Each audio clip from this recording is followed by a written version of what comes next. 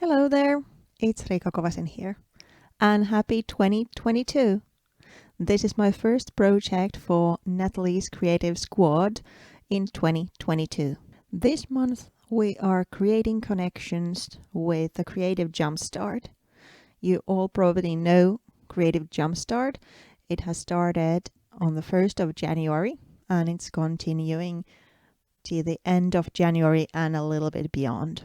The theme this year is creating connections, and we're drawing inspiration from that with the Creative Squad as well. I'm pleased to say and honored to be a part of the Creative Jumpstart as one of the jumpers or the teachers.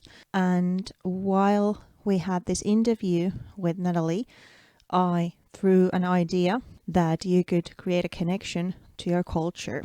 So this project was a perfect way for me to use that as my jumping off point. We also received a lovely love stamp from Nathalie, which is kind of a Creative Jumpstart special. Instead of using that love, I then transformed it into evolve. So I created another kind of connection between those letters than the original word. But enough about the ideas behind the project, and let's get to the project itself. What you've been seeing for a while now is me doing jelly prints. I brayer different blue acrylic paints to my gel printing plate, then use the love stamp to pattern the plate, and also use a leftover from glue sticks to add something to the plate, and then I pull prints. I make some, like the whole sheet, and then add details a little bit later. When I then have enough prints, I stamp the word twice using just black ink, and then start making a background using those gel prints.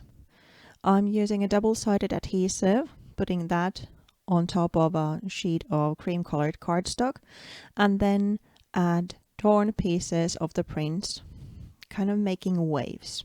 I'm alternating between different colors, trying to get that kind of varying and wave-like surface structure made.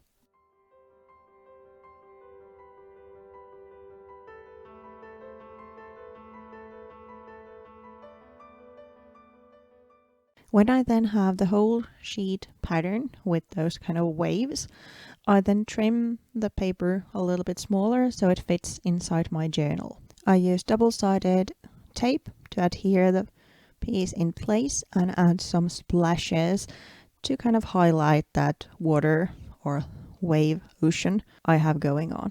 Then it's time to pattern those letters. My inspiration is from my culture, and it's the natural epoch of Kalevala that I'm using. The world was created in it by the Maiden of Wind descending from the skies to the ocean, and then a water bird made a nest on her knee, and from those eggs, because then she moved her knee and all the eggs fell, from those the world was created. So while I decorate my letters, I'm drawing inspiration from those kind of Kalevala letters, the images and symbols that I connect with that book. Before adding the letters to the background, I quickly scribble the kind of creation words of Kalevala to the background. Well, you can't read them. It's kind of meant to be just texture, and then adhere the letters on top.